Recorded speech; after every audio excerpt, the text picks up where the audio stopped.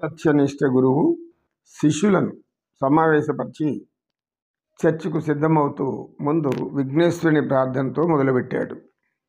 గజాననం భూతగణాదిసేవితం కపిత్త జంబూఫలసారభక్షితం ఉమాసుతం శోక వినాశకారణం నమామి విఘ్నేశ్వర పాదపంకజం. ఓం గురుభ్యో నమః. ప్రార్థన అనంతరం సత్యనిష్ఠుడు శిష్యులను చూచి, శిష్యులారా, మీరు రాజయోగ ధ్యానం గురించి నేర్చుకోబోతున్నారు. దానికి ముందుగా కొన్ని విషయాలు మీతో చర్చించాలి అన్నాడు. వెంటనే శ్రావణభూతి పైకి లేచి, గురువుగారు, రాజయోగ ధ్యానం అంటున్నారు, మరలా చర్చ అంటున్నారు, ఇది ఏది ముందు చెబుతారో మాకు తెలియజేస్తారా అన్నాడు. అప్పుడు సత్యనిష్ట గురు ఇలా అన్నాడు. నాయన, నీవు ఏదైనా పూర్తిగా వినకుండా అడుగుతున్నావు. ఎవరైనా ఏదైనా విషయం చెబుతూ ఉంటే పూర్తిగా విని తర్వాత దాని గురించి మనం నిర్ణయించాలి. వెంటనే మధ్యలో లేచి మన యొక్క సందేహాలను, విషయాలను అడగకూడదు. అడగడం వలన చెప్పేవారు ఏం చెప్పాలో అనే విషయం మర్చిపోవలసి ఉంటుంది అని అనగానే సత్యనిష్ఠుడు నెమ్మదిగా కూర్చున్నాడు.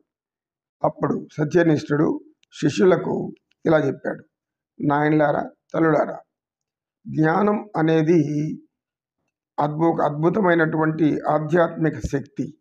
ఈ ఆధ్యాత్మిక శక్తి అందుకోవాలి అంటే దానికి ముందుగా మనకు కొన్ని సుగుణాలు అలవాటు పడి ఉండాలి. జ్ఞానార్జనాభిలాషకులు స్వచ్ఛందంగా అతి ప్రేమ, అతిశయాలను మనసులో నింపుకొని అత్యంత విశ్వాసంతో, దైవం మీద నమ్మకంతో చేయాలి. అలా సాధన చేసినప్పుడే జ్ఞానం అబ్బుతుంది. ఇక్కడ మీరు ముఖ్యంగా తెలుసుకోవాల్సింది ఏంటంటే, ప్రపంచంలో ఉన్న అనేక మంది, కోటాను కోట్ల మంది, అందరికీ జ్ఞానం ఒకేలాగా ఉందా అంటే అది లేదని మనకు స్పష్టంగా తెలుస్తుంది. దానికి కారణం మన హైందవ సనాతన ధర్మంలో చెప్పబడినటువంటి సంస్కృతి, కర్మ, పునర్జన్మ. అంటే కర్మలను అనుసరించి జన్మలు ఉంటాయి. ఇది నమ్మాలి. అనేక మంది దీన్ని నమ్మరు. నమ్మకం లేని వారికి ఏదీ అర్థం కాదు.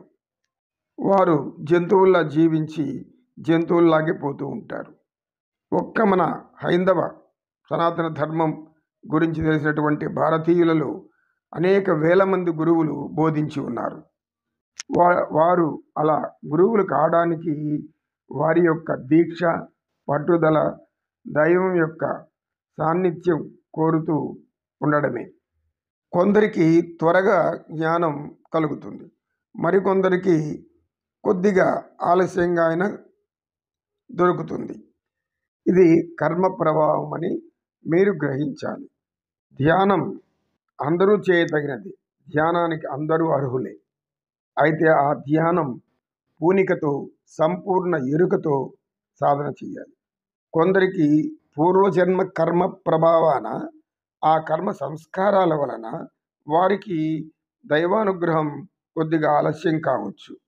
మరికొందరికి పూర్వజన్మ పుణ్య సంస్కారాల కారణంగా ఆ వాసనలు వారిని త్వరగా దైవజ్ఞానానికి దగ్గర చేస్తుంది. పాపకర్మల సంస్కారాలు ఎక్కువగా ప్రారాబ్ధ కర్మలో కానీ సంచిత కర్మలో కానీ ఉన్నట్లయితే వారు దైవం పెట్టే అనేక పరీక్షలను ఎదుర్కొనవలసి ఉంటుంది. అన్ని పరీక్షలను తట్టుకుంటూ అతి విశ్వాసంతో నిలబడగలగాలి. అప్పుడే జ్ఞానం వారిని వరిస్తుంది. భగవంతుని యొక్క కాల ప్రవాహంలో వారు అనేక కష్ట నష్టాలకు గురి కావచ్చు. ఇవన్నీ పరీక్షలుగా భావించాలి తప్పితే భగవంతుడు నాకెందుకు ఈ కర్మని విధించాడని దైవనిందన చేయరాదు.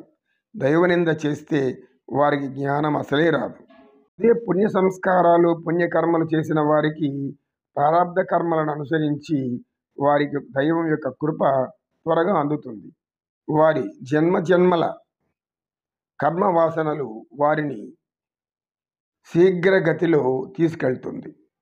నమ్మని వారు ఎంత ప్రయత్నించినా, ఎటువంటి బాహ్య అలంకారాలు చేసి కూర్చున్న దైవం అనుగ్రహం అనేది వారికి అంత సులభం కాదు. దీనికి ఉదాహరణగా మీకు నేను ఒక కథ చెప్తాను. పూర్వం సుందర శర్మ అనేటువంటి ఒక యువకుడు రామావరం అనే గ్రామంలో ఉండేవాడు. ఆ గ్రామానికి తరచూ అనేక మంది గురువులు, బోధకులు వచ్చి జ్ఞానాన్ని బోధిస్తూ ఉండేవారు. అవి వింటూ వింటూ వారు చెప్పే మహిమలు, వాటి ప్రభావాలు విని తను కూడా అలా కావాలి అనుకొని నిర్ణయించుకొని వారి నుండి ఎటువంటి ధ్యానం నేర్చుకోవాలి అని అడిగాడు. వారు కొన్ని పద్ధతులు తెలియజేశారు. వెంటనే ఆ యువకుడు వారిలాగా మారిపోవాలని తగిన సరంజామా అంతా ఏర్పాటు చేసుకున్నాడు. కాషాయ వస్త్రాలు, రుద్రాక్ష మాలలు, తులసి మాలలు, అనేక మాలలను ధరించుకొని కావలసినదంతా కూడా మూటగట్టుకొని నిర్జన ప్రాంతానికి బయలుదేరాడు. మరి తపస్సు చేయాలంటే ఏకాగ్రత కావాలి కదా. ఎవరు ఆ మనోభంగాన్ని కలిగించకూడదు కదా అనేది ఆ యువకుడి ఆలోచన. సరే, ఒక అడవి ప్రాంతంలో ఒక చెట్టు కింద పెద్ద విశాలమైనటువంటి మర్రి చెట్టు అది. ఆ చెట్టు కింద కూర్చున్నాడు. అన్నీ చదువుకుంటూ ఉన్నాడు. జపమాల, కమండలం, చేతిదండం అన్నీ తీసుకున్నాడు. తర్వాత ఒక భంగిమలో కూర్చొని దైవ ప్రార్థన చేసి ధ్యానం మొదలెట్టాడు. అలా మొదలెట్టగానే వెంటనే అతని ముందు ఒక వనదేవత ప్రత్యక్షమైంది. నాయన, నీ తపో దీక్షకు మెచ్చాను, నీకేం కావాలో కోరుకో అంది. అయితే ఆ యువకుడు పూర్వం గురువుల దగ్గర విన్నది, ఎంతో కాలం తపస్సు చేస్తే కానీ, ఎంతో దీక్షతో పట్టుదలతో సాధన చేస్తే కానీ దైవం అనుగ్రహించడు అనేది అతని మనసులో ఉండిపోయింది. కర్మ సంస్కారాల ప్రభావం అనేది అతనికి అర్థం కాలేదు. అతడు కళ్ళు మూసుకొని, నేను నమ్మను, నేను ఇప్పుడే కదా దీక్ష కూర్చున్నాను, ధ్యానంలోకి దిగుతున్నాను, తపస్సు ప్రారంభించబోతున్నాను, అంతలోపల నీవు నాకు ఎలా దర్శనమిస్తావు, నేను నమ్మను పో అన్నాడు. అలా కాదు, ఒకసారి కళ్ళు తెరిచి చూడు, నేను దేవతను, నీకేం కావాలంటే అది ఇస్తాను అని అనింది. సరే, ఈసారి కళ్ళు తెరిచి చూసి, నీవెవరో మాయా వేషధారివి, ఇంత త్వరగా మీరు నాకు దేవతలు అనుగ్రహం కలగదు, నాకు తెలుసు, నా తపోభంగం కలిగించాలని ఎవరో నన్ను భంగం చేయడానికి నిన్ను పంపినట్లున్నారు, నేను నమ్మను పో అన్నాడు. అయితే ఆ వనదేవత, అలా కాదు నాయన, నీకేం కావాలో కోరుకో, తర్వాత చెప్తాను అంది. కోరుకుంటాను సరే, ఇంకా నేను నా యొక్క సరంజామా సర్దుకోలేదు, సరైనటువంటి దీక్షలకు వెళ్ళలేదు, మరి ఎల్లుకు అప్పుడే వచ్చావు అని అడిగాడు. అదంతా నీకు అర్థం కాదులే, నీకేం కావాలో ముందు అడుగు అంది. నాకు అనేక మహిమలు గల దివ్య కంకణం కావాలి, కానీ నేను ధరించిన వెంటనే ఏమి కోరితే అది రావాలి అని అడిగాడు.